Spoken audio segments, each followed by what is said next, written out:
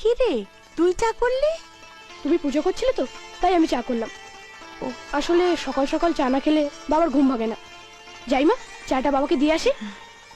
যা বাবা যা। ঠিক আছে। বাবা, ও বাবা, সকাল হয়ে গেছে, ওঠো।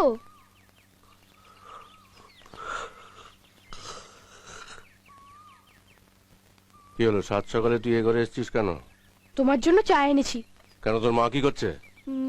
মা পুজো করছিল তো, তাই আমি নিজে তোমার জন্য চা করে এনেছি বাবা। তুই চা করে এনেছিস? তাহলে তো ও চা মুখেই দেওয়া যাবে না। যা এখান থেকে। আরে যা! কি হলো, ঠাটার মতো দাঁড়িয়ে আছিস কেন? তোকে যেতে বললাম না? কি হলো, কি এত চেঁচাচ্ছ কেন? তোমাকে আমি কতবার বলেছি সকালবেলা ওকে আমার ঘরে পাঠাবে না, তা সত্ত্বেও পাঠাচ্ছ কেন? তুই এখন ঠাটার মতো দাঁড়িয়ে আছিস। আরে যা এখান থেকে। আরে যা!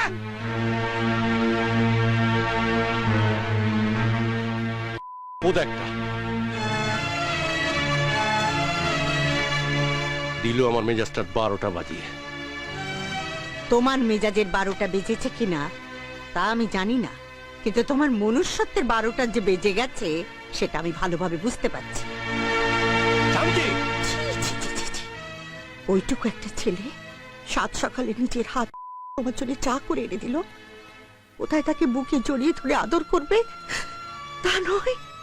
ওকে আদর করতে আমার বইই গেছে। জন্মের পর আমার লক্ষ্মী মন্তর বউটাকে ও খেয়েছে, এখন আমাকে খাওয়ার জন্য অপেক্ষা করছে। অপয়া একটা।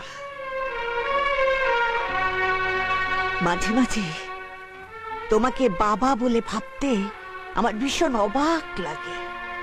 আচ্ছা, তোমার মনে কি একটু দয়া মায়া নেই? না, নেই নেই। ওই অপয়াটার জন্য কোনো মায়া, কোনো মমতা, কোনো ভালোবাসা আমার নেই। নেহা তোর মা মারা যাবার সময় এই বাড়িটা ওর নামে লিখে দিয়ে গেছে, নাহলে কবে ওকে তাড়িয়ে দিতাম। শান্তিলতা, তুমি একজন সৎ মা, ওর জন্য ওকালতি না করে নিজের ছেলে মেয়েদের প্রতি একটু নজর দাও।